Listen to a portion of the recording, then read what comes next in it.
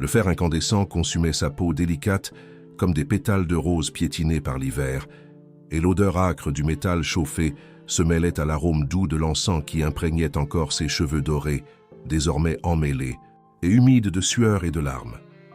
Barbe serra les dents, non pour étouffer des cris, ceux-ci avaient déjà été offerts en prière, mais pour soutenir une prière silencieuse née du plus profond de son être, là où même les flammes de la torture ne pouvaient pénétrer. Ses mains, autrefois aussi soyeuses que la soie et parfumées d'huile précieuse, tremblaient à présent, liées par des cordes rugueuses qui entaillaient ses poignets comme des épines. Mais ses yeux qui reflétaient jadis l'innocence d'une enfant choyée par les fastes de l'Empire, brillaient d'une lumière qu'aucune souffrance au monde n'arriverait à éteindre. L'air de la geôle était lourd, chargé d'humidité et de l'odeur métallique du sang qui goûtait lentement sur les dalles froides, formant de petites mares sombres, reflétant les flammes vacillantes des torches fixées au mur de pierre. Malgré tout, sa foi demeurait inébranlable. Comment cette jeune fille, née entre soie et or, fille de l'un des hommes les plus puissants de Nicomédie, destinée à une vie de privilèges et d'adoration, en était-elle arrivée là? Comment l'amour paternel s'était-il mué, en haine implacable, la protection en persécution? Quelle force mystérieuse avait transformé une enfant élevée parmi des jardins parfumés et des banquets somptueux en prisonnière, affrontant les tortures les plus cruelles avec la sérénité de celle qui embrasse son destin? Barbe était née au IIIe siècle, lorsque l'Empire romain étendait ses domaines des brumes glaciales de la Bretagne aux sables brûlants d'Afrique, et Dioscure, son père, était l'un de ces hommes façonnés par le pouvoir impérial, riche, influent, redouté de certains et respecté de beaucoup. Gouverneur provincial et marchand prospère, Dioscure avait amassé d'immenses fortunes en exploitant les routes commerciales reliant l'Orient à l'Occident, et sa fille était le joyau le plus précieux de ses possessions. L'enfant grandit dans une villa somptueuse, où les marbres blancs reflétaient la lumière dorée du soleil méditerranéen et où chaque aube apportait son lot de plaisir et de découvertes. Ses pieds nus gambadaient sur des mosaïques colorées narrant les exploits des anciens dieux, ses mains jouaient avec des poupées de marbre et d'or, et son esprit avide absorbait les enseignements des tuteurs les plus érudits que l'argent put acheter. La beauté de Barbe était déjà légendaire avant l'adolescence. Ses cheveux d'un blond mûr tombaient en cascade sur ses épaules d'albâtre. Ses yeux bleus avaient la profondeur de la mer Égée par un jour d'accalmie, et sa peau était si claire et si douce que les poètes de la cour la comparaient à l'écume des vagues effleurant le sable. Mais quelque chose d'indéfinissable brillait dans son regard, une soif de vérité, qui intriguait et bouleversait à la fois ceux qui la connaissaient. Alors que d'autres jeunes filles se satisfaisaient de bijoux et de robes, Barbe explorait les mystères de l'existence, cherchait des réponses dans les textes philosophiques et entretenait de longues conversations avec les esclaves chrétiens de la propriété paternelle. Craignant que sa renommée n'attire trop de prétendants, Dioscure fit ériger une tour majestueuse où elle serait protégée jusqu'au moment de lui présenter un époux digne de sa dignité.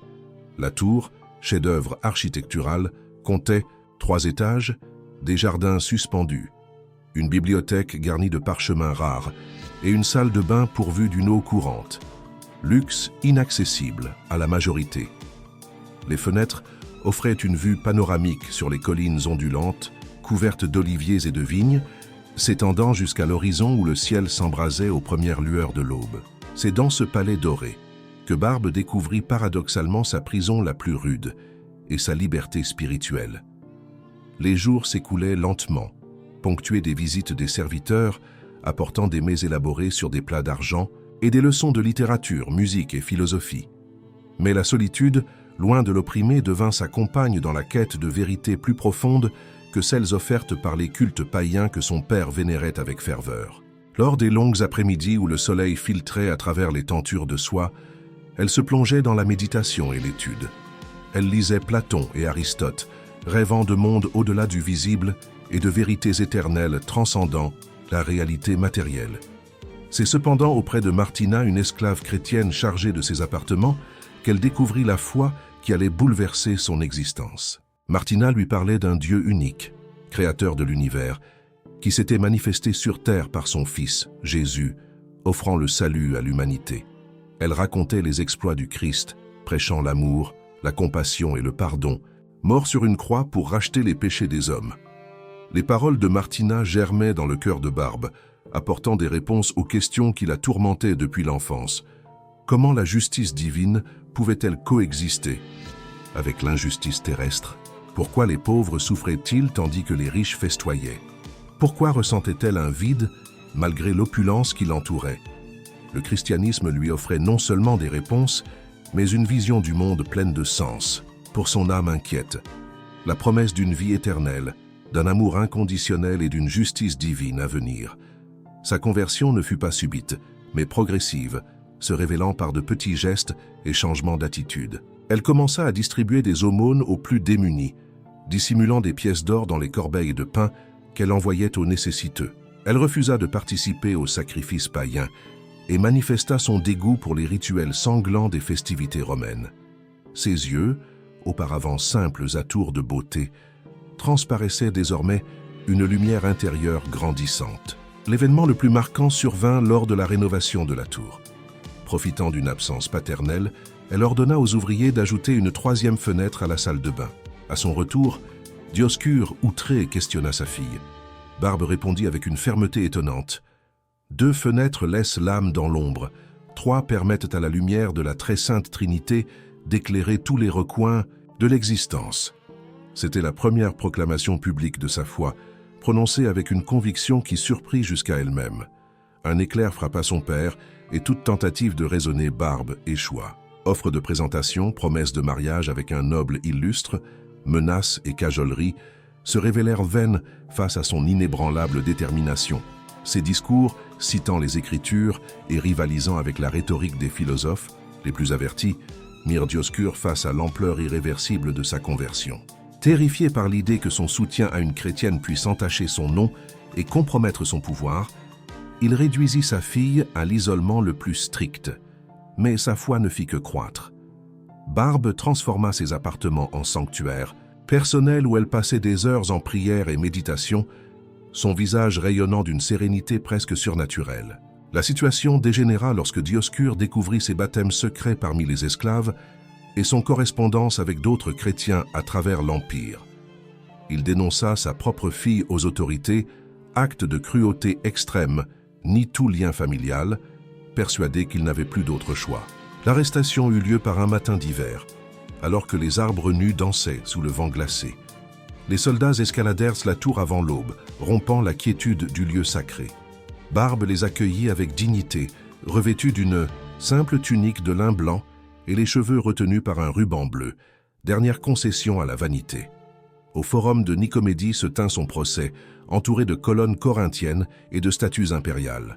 Devant une foule mêlée d'admiration et de curiosité, Barbe se tint droite, mains liées, répondant fermement aux questions du juge Martien, un homme réputé pour sa rigueur. « Es-tu chrétienne » demanda-t-il. « Je suis chrétienne et j'en suis fière. J'ai trouvé en Christ la vérité que je cherchais depuis l'enfance. Aucune menace ne me fera renoncer à cette vérité. » Ces mots, prononcés avec une telle assurance, ébranlèrent l'assemblée.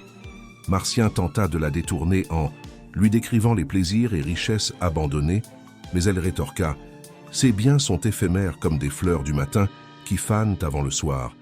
En Christ, j'ai trouvé une joie éternelle, une richesse qu'aucun voleur ne peut dérober, une vie que nul ne peut détruire.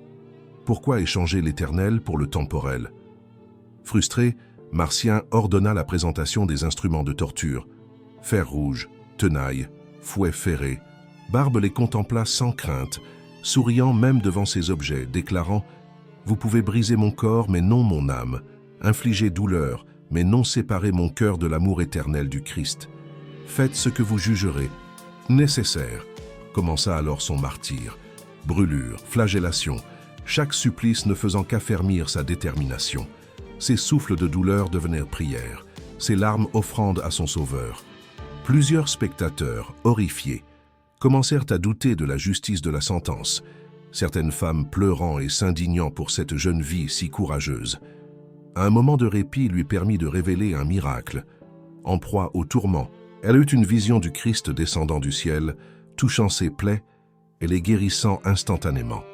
Transformée, elle se tint debout, resplendissante, déclarant au bourreau « N'ayez pas peur, Mon Sauveur m'a fortifié pour supporter ce qui reste à venir. Votre cruauté ne peut altérer mon âme. » La nouvelle se répandit, attirant des foules venues voir cette sainte vivante. Le juge, craignant un soulèvement, hâta le dénouement. Il fit convoquer Dioscure, espérant qu'une intervention paternelle ramène Barbe à la raison. Le face-à-face fut poignant. Le puissant gouverneur, brisé, supplia sa fille de renoncer une dernière fois. Mais devant son choix immuable, il proclama le châtiment suprême, décapitation à l'aube. Durant la nuit, Barbe passa ses dernières heures en prière, transformant la geôle en sanctuaire, offrant à Dieu un sacrifice de louange plutôt que de désespoir. À l'aube, vêtue de sa tunique blanche, elle accueillit les gardes avec un « bonjour » empreint de noblesse, prête à mourir. Le cortège funèbre traversa la cité, salué par des fidèles émus, certains formant le signe de croix, d'autres en larmes, touchés par son exemple. Dans le champ d'exécution désert, elle gravit gracieusement l'échafaud, s'adressant à la foule. « Frères et sœurs, ne pleurez pas pour moi. Je vais vers la joie éternelle. Priez pour ceux qui ignorent l'amour du Christ, pour que la lumière divine pénètre leur cœur. » Lorsqu'elle s'agenouilla, le ciel s'obscurcit soudain. Un orage se déchaîna, éclairs et tonnerres, grondant comme une protestation céleste. Le bourreau, d'abord hésitant, leva la lame. Au moment où elle toucha sa nuque, une lumière dorée descendit du firmament, enveloppant Barbe d'une aura éblouissante. À l'instant même, le bourreau laissa tomber son épée et s'effondra en larmes, implorant son pardon. Nombreux furent ceux qui, témoins de ce prodige, se convertirent sur le champ. Dioscure, accablé de remords, se précipita au chevet de sa fille, pleurant « Pardon, ma fille, pardonne ton père égaré. » Le ciel s'éclaircit et un parfum de rose envahit les lieux. Signe, pensèrent tous, que le paradis accueillait l'âme de la martyre. Le massacre achevé, Barbe fut ensevelie secrètement par les chrétiens. Mais bientôt des miracles marquèrent son tombeau. Guérisons inexplicables, sources jaillissant en terre aride, fleurs épanouies hors saison. Sa renommée traversa l'Empire et bien au-delà. Églises, hymnes, œuvres d'art célébrèrent sa vie et son martyre. Son exemple inspira des générations de croyants persécutés, illustrant que la foi véritable endure au-delà de la mort. Barbe mourut à 18 ans, mais son âme avait déjà conquis l'éternité. Elle demeure sainte patronne contre la foudre et les explosions, symbole de courage face au péril, et surtout témoignage vivant que la vérité l'emporte sur le mensonge, que l'amour triomphe de la haine et que la foi dépasse toute épreuve.